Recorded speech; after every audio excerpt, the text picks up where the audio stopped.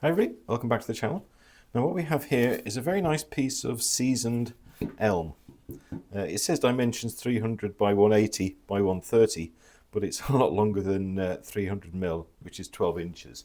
It's about 15 inches overall. And I'm wanting to turn this into a vase.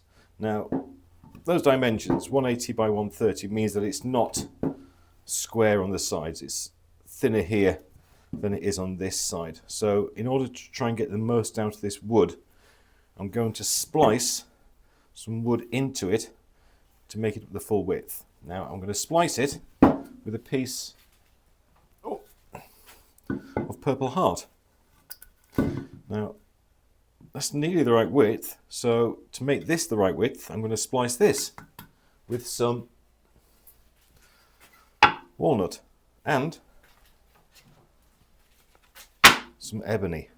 So if you think that sounds interesting, then stay tuned and I'll show you how we're going to do it.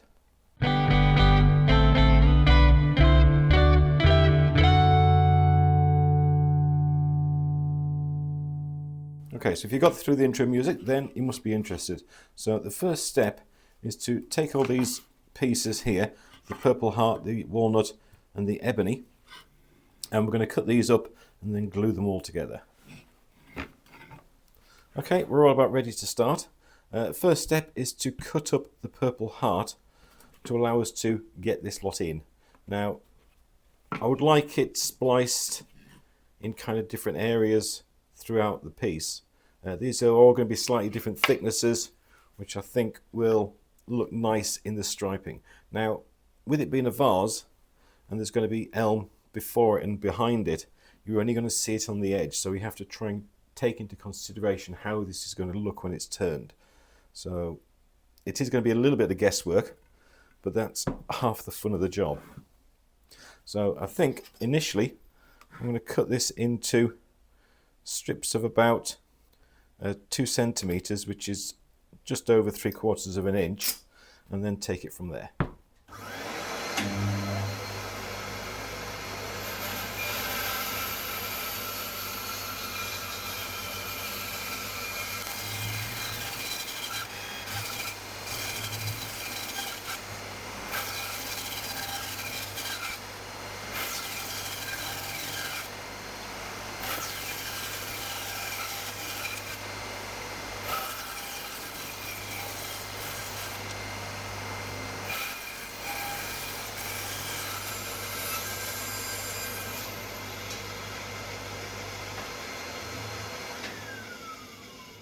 Okay, I'm going to cut the walnut now. I'm going to cut it slightly off center, so each side will be a slightly different width.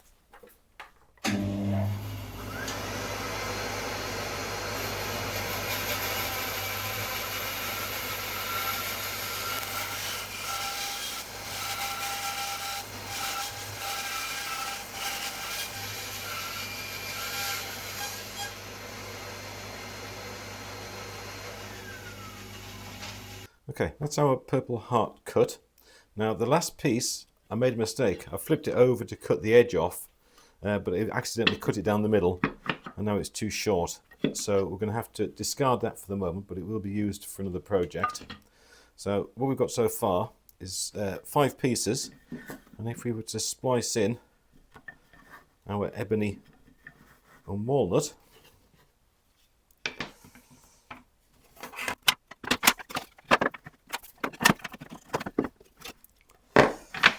it'll look something like that. Obviously we need to chop off the excess on the top, but that would be the main effect.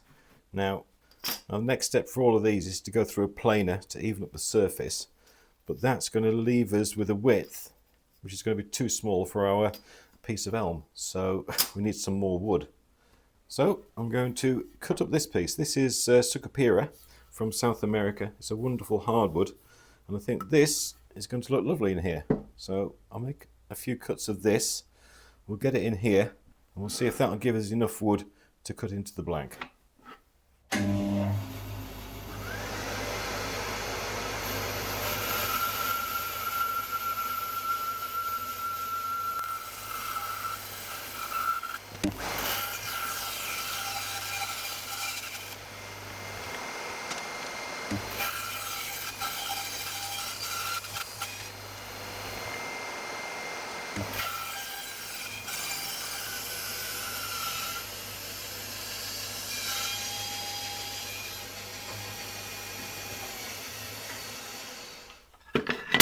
Okay, cut it up. See how it looks in here.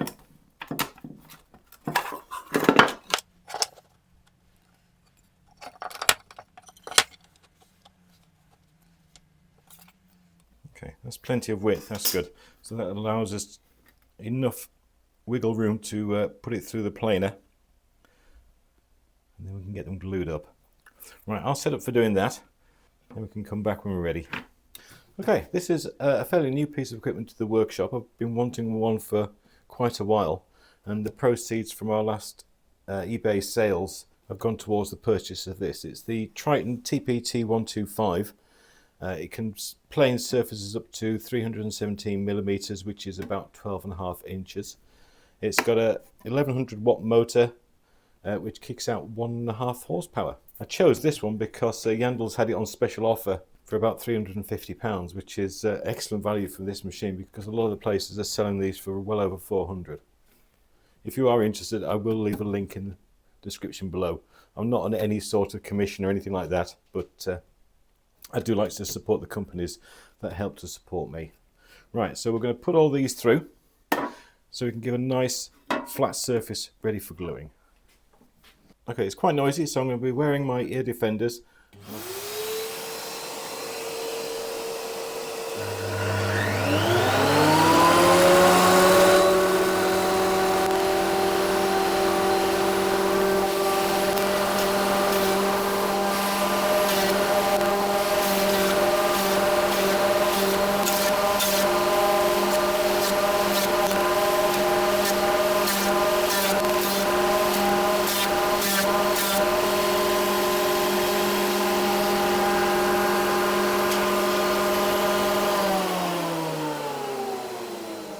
Okay, we've surface planed all the wood, so we can set up for gluing this all together. Okay, they're all nicely planed up now, thanks to the new planer. The clamps are ready. I've put some plastic underneath just to save this piece of board underneath from any glue getting onto it. So what we're going to do now is glue each surface, put them on the clamp, and then when this is all done, we'll firmly clamp them up.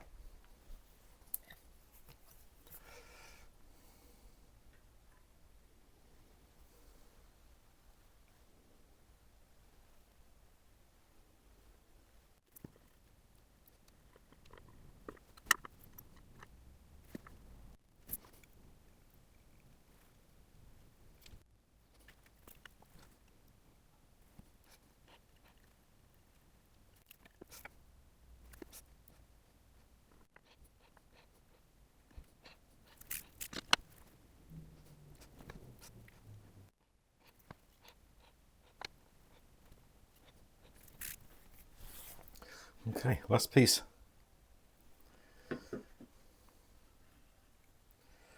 Okay, now we can tighten all these up.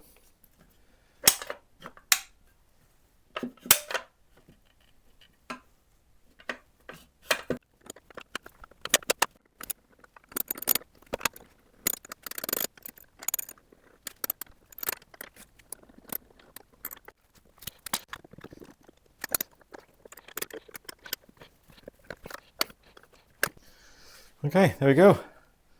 That should just about do it. We're going to let this dry for 24 hours and then we shall come back and carry on. Okay, it's the next morning. We've taken this out of the clamps and we just need to run it through the planer again to get it all cleaned up.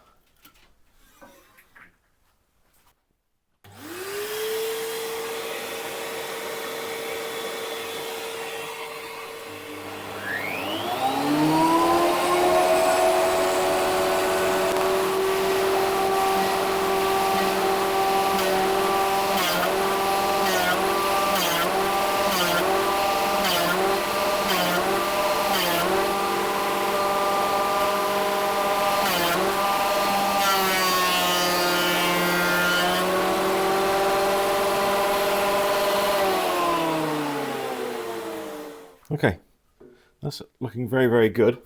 I do have a slight gap in that joint there, So I'll have to take that into consideration when I'm gluing this up as to where I put it within the piece itself. Now one thing you'll notice is that the purple heart has gone from that colour to a slightly lighter, less purpley colour, and that is because purple heart turns this colour when it's exposed to UV or heat. So if we hit that with a bit of hot air or something like that, would return back to purple, but we're not going to bother with that now because it'll happen naturally when it's displayed. Right, now before I move on to cutting this up any further, I just need to put our blank back through here to tidy up the sides a bit.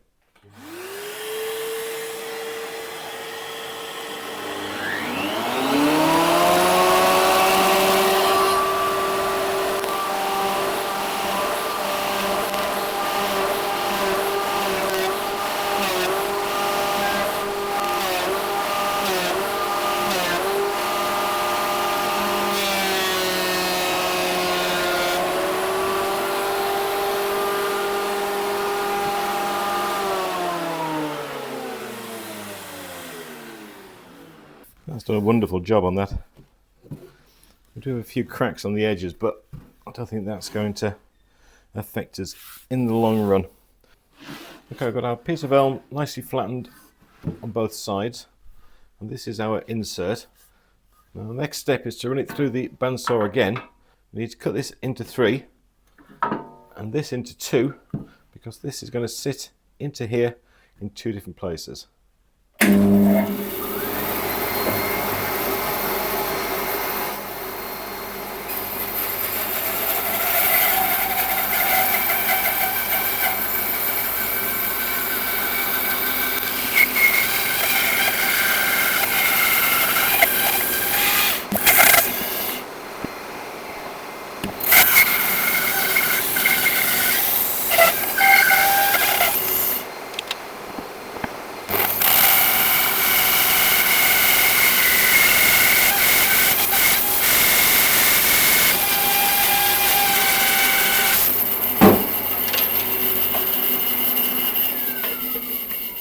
Oh, that was nerve-wracking.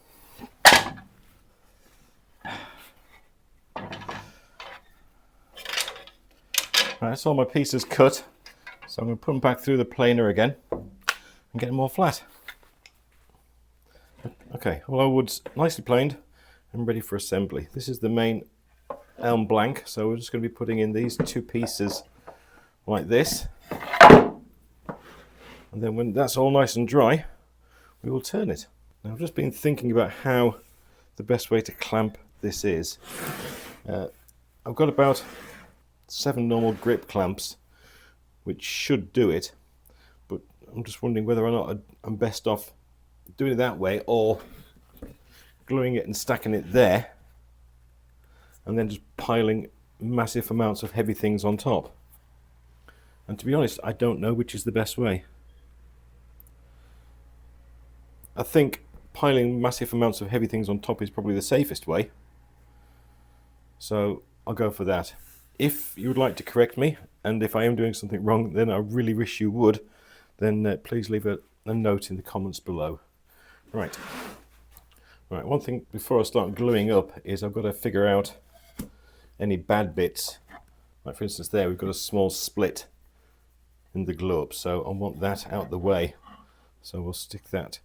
Any bad bits we'll try and aim towards this bottom end. So that will be there. That'll be there. Where was this piece?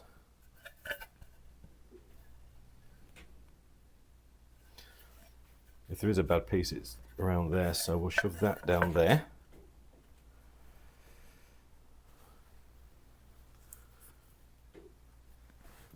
And that's on top. Okay, have we taken everything into consideration that we need to? Right, I think so. Okay, let's get gluing.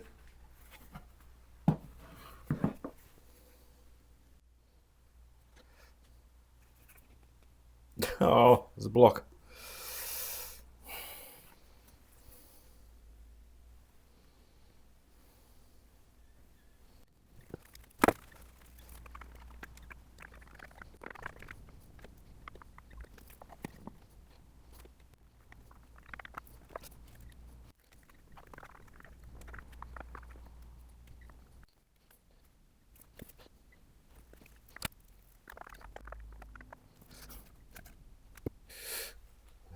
way around.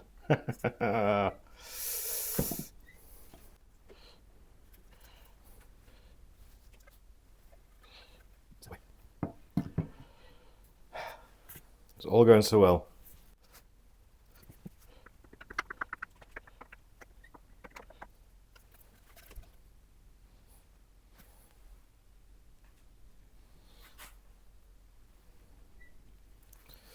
Okay, I'm just going to let these tack up a little bit before I start to apply pressure on the top, so they don't all start slipping out from their current locations.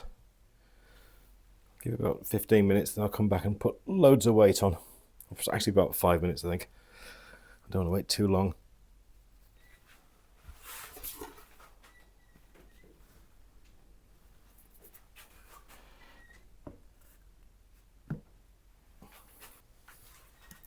You know what, I've changed my mind. I'm going to clamp it. Well, there we go. That's every single clamp I own tightened up to the max. If I'm going to be doing more of these, and I think I need a better range of clamps and more of them. If you have a recommendation, please leave them in the description below. But apart from that, let's keep our fingers crossed that this works. Okay, after 2 days of cutting, clamping and sticking, hopefully we've got something that we can move forward now and turn into a nice vase. Now it's a little bit shorter than the last time you saw it, and it's shorter by that much. The main reason I cut this off, there's a couple of reasons really. First of all, I really wanted to turn a little piece of this into a bowl or something like that. Secondly, I want this vase to be usable. In other words, I want to be able to put fresh flowers into it with water. So in order to do that, I need to try and make a sleeve that will go on the inside and stop any water ingressing into the wood. And I'm going to do that with a 3D printer, and my 3D printer can only print up to about 10 inches deep, so that's why I had to cut this down a little bit. So now we're going to get this on the lathe. Initially we're going to turn it between centres, so we've got to put a mark on here of where our centre is going to be. Now ideally I want it at a point between our two stripes.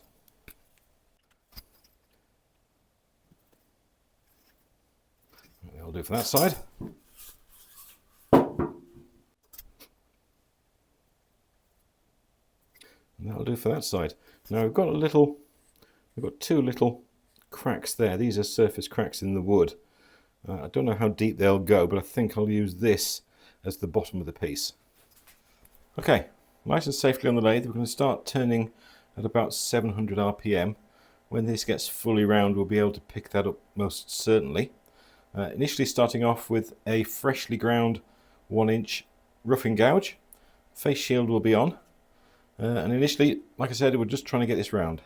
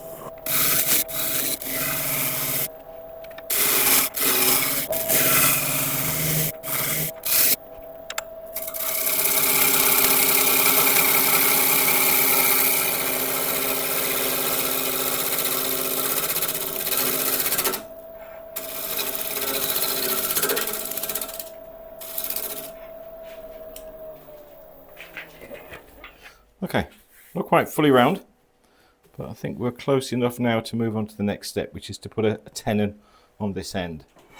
This is going to be the top, this is going to be the bottom. We need a way of holding this when we flip it around, so a nice beefy tenon on here is required. Okay, when I turn it around, I'm going to be using these jaws. These are extra heavy duty ones from Record Power. We've got about 2.5 centimeters deep and about 48 millimeters inside diameter. So I need a tenon on here, just over 50 millimeters wide, and probably about 2 centimeters deep.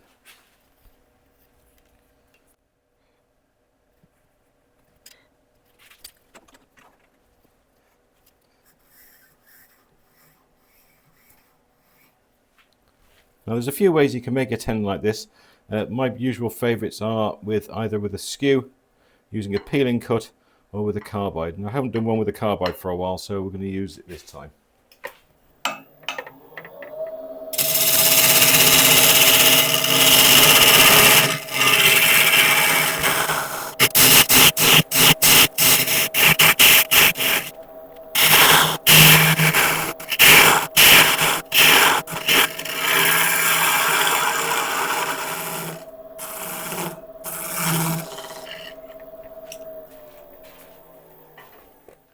Now when you normally make a tenon, you kind of dovetail it slightly to fit into the jaws, but these heavy duty ones have like teeth along the side, so you don't need the dovetail.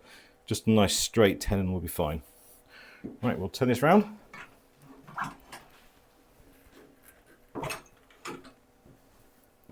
Okay, we've turned it around, we're locked off, we're all nice and safe again.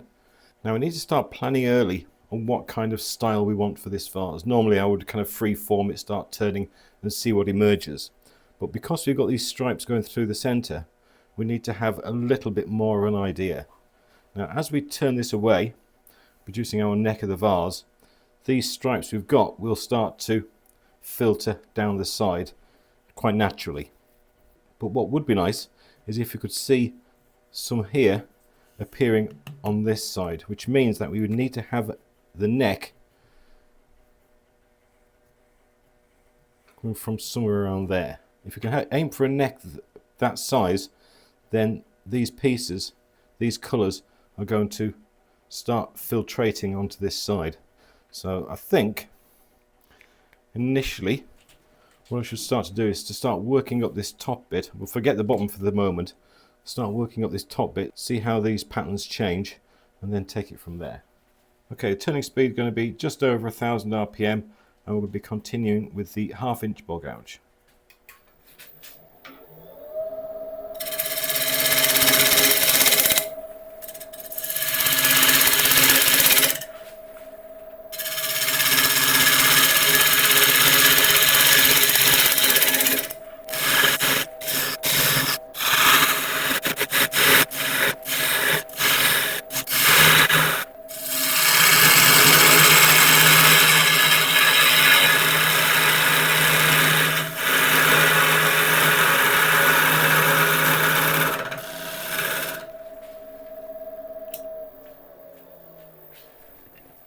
Okay, there you go. See what I mean? We've now got these colours striping down the side, and that's really quite nice. I just love that ebony. I'm really quite excited now. Okay, there's a shake in the wood there. I hope we don't come across too many of those. These lighter colours in the wood as well. That seems to be a bit of silica, which you can sometimes get in woods. So we're going to have to keep a close eye on those. Right, let's continue.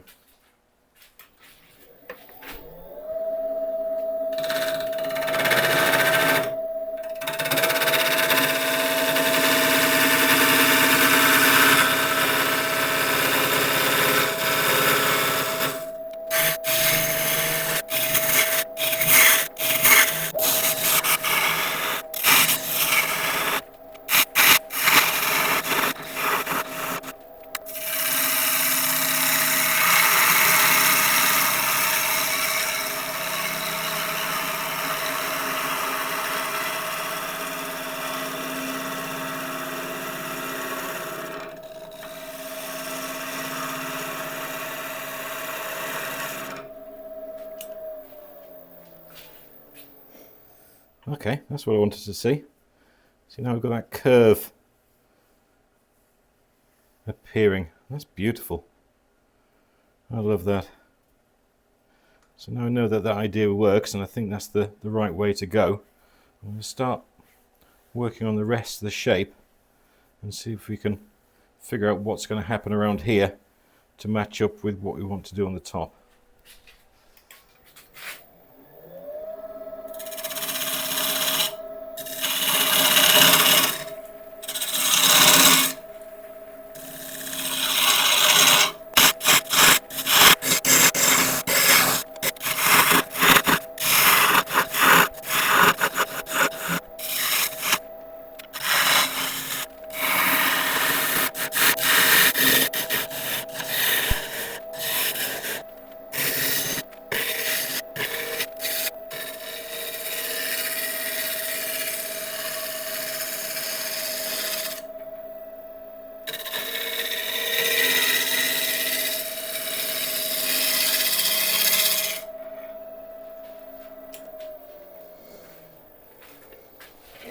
Okay, it's coming on.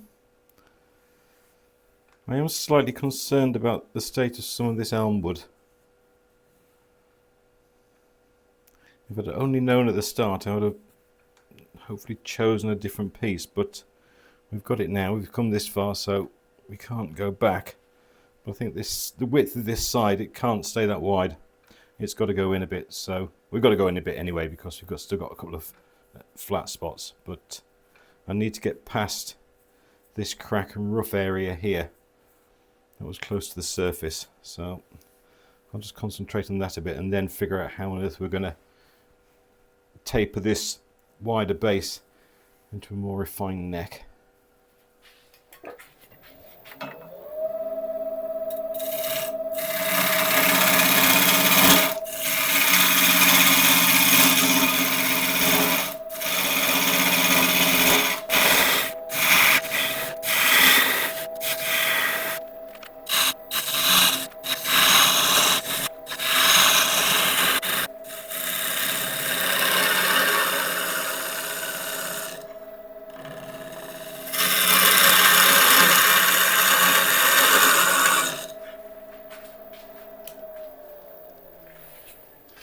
Still got a little fracture there, so it needs to go in a bit more. No more flat spots, which is good.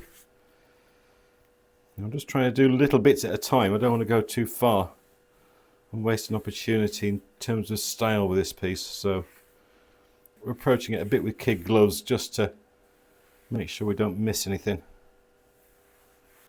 Okay, right, we'll continue a bit further down on here.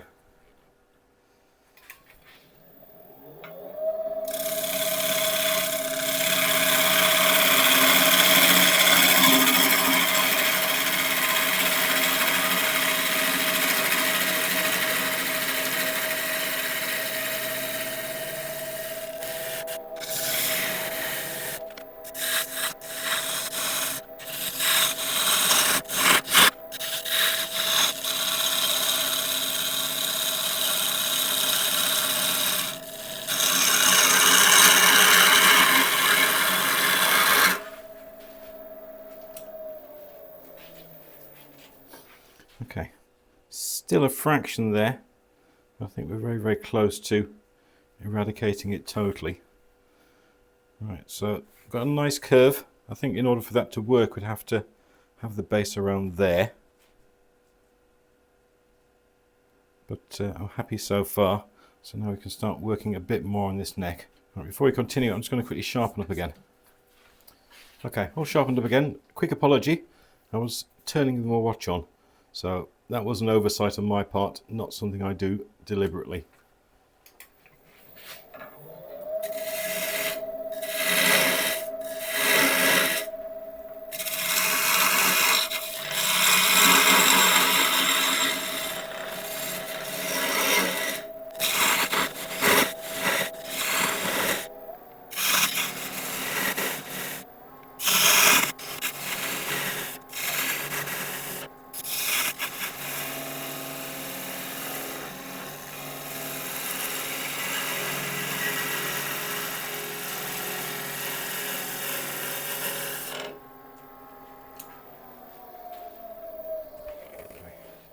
Right, I was taking very, very shallow passes there.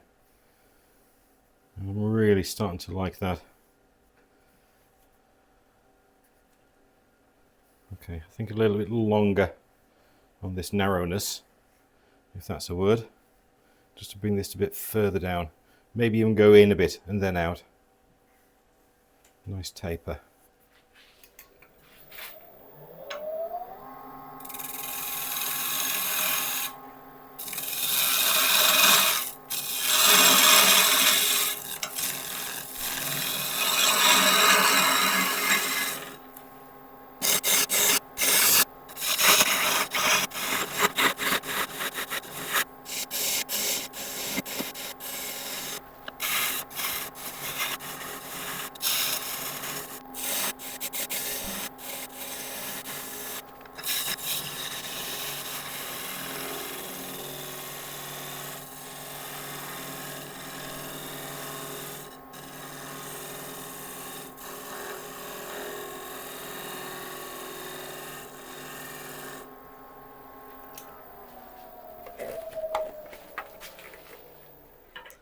Okay, it's looking really good.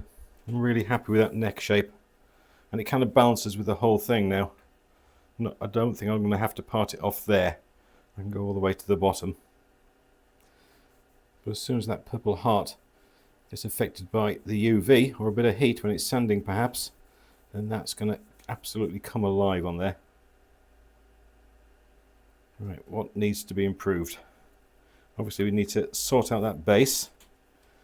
Got a little bit of tear out there. And we've still got a little bit of a shake in the wood there.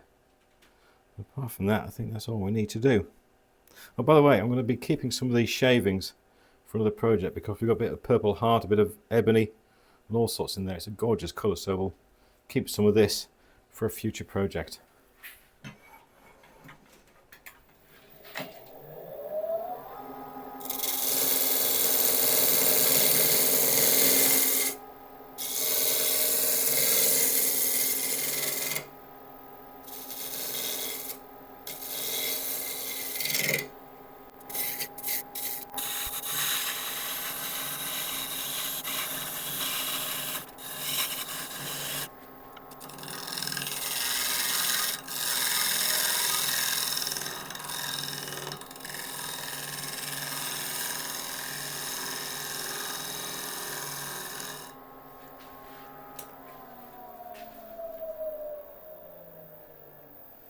I think that's about as good as we can get it.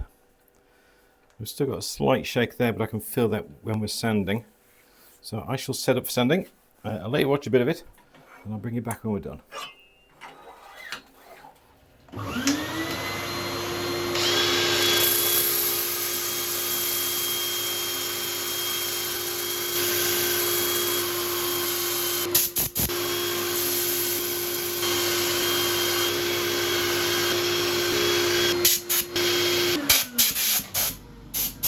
Okay, sanding went well.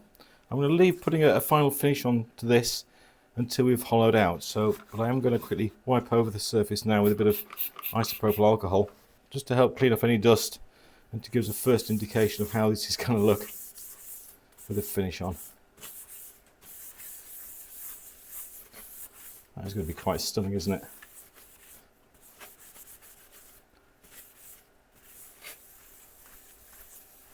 Right, I'll set up for hollowing this out, and I'll bring you back when we're ready. Okay, I'm all set up for hollowing, so we're just going to take this nice and slowly. There's no problems.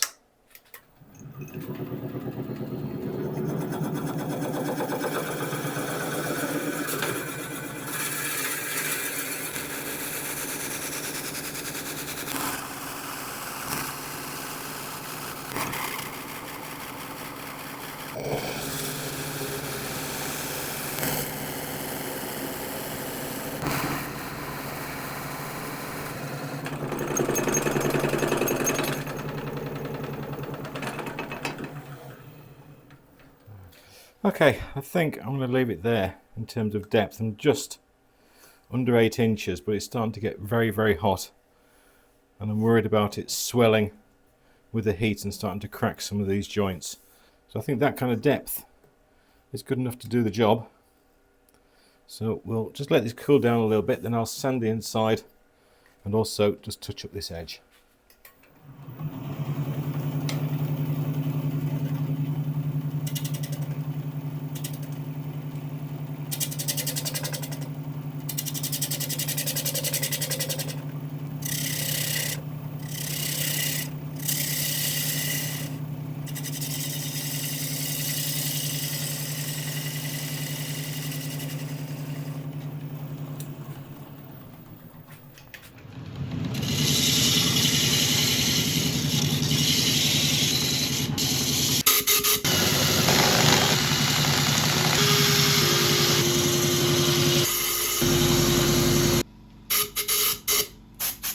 Okay, that's all sanded, so let's get it out of here and then we can put a finish on it. Okay, right, I'm going to start off with a blonde shellac sealer, which is my favourite sealer pretty much of all time. It has so many uses, it does so many good things, and it's so easy to make as well.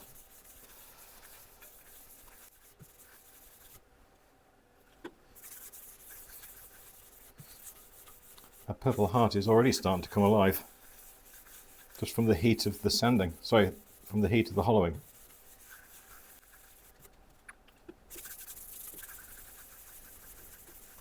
Right. I'll get a brush and get some onto the inside as well.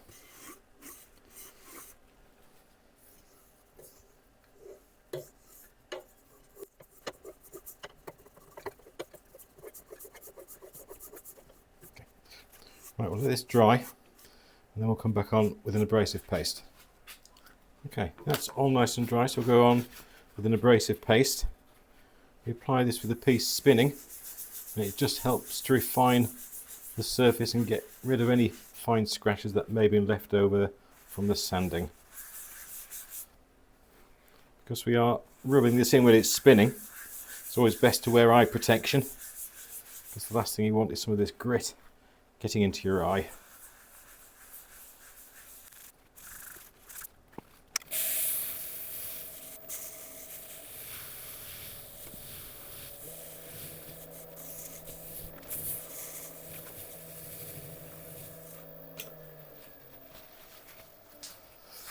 The heat from these processes is really restoring that purple heart. I could not be happy with that. Right, we'll clean off the surface with a bit of isopropyl alcohol, just to remove any remaining grit that may be on there.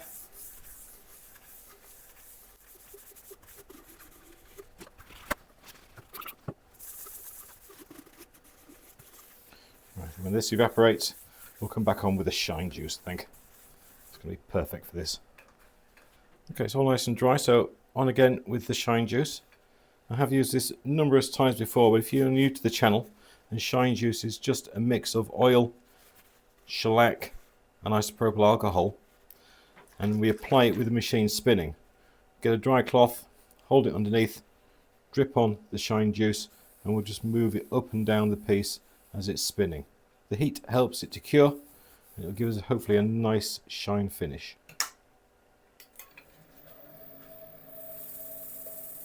Again, safety glasses on.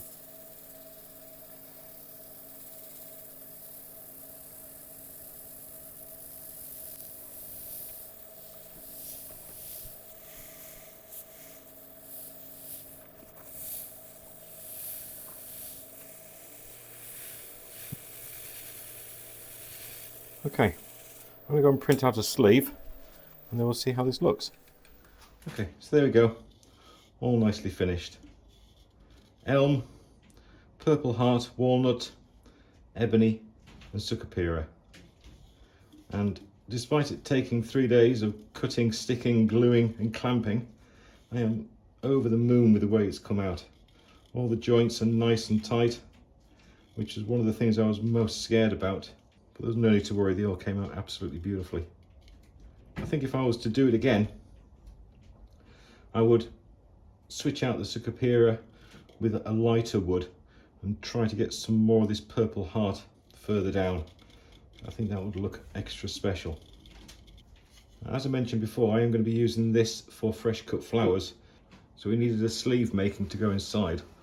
And I've made this one on the 3D printer, and that fits beautifully in there. I have tested it for water tightness and it's perfect, so now we can fill this with water and I can put in some of my wife's favourite flowers. Yeah, I say my wife took one look at this and she said, well, I'll be having that, thank you very much indeed. And I think it's only fair. She puts up with an awful lot from me in here at strange hours turning, so I always give first dibs on anything I make. I've bought some flowers for this as well, so I'll be putting those in a second and showing you how it looks at the end. Now, I did promise a couple of weeks ago to put a few items on eBay, and the first lot's going. The first one is this Elm burl platter, or plate, or whatever you want to call it, with the magnificent spalted area going through the centre. I think we turned this just before Christmas. That's going to be going on eBay.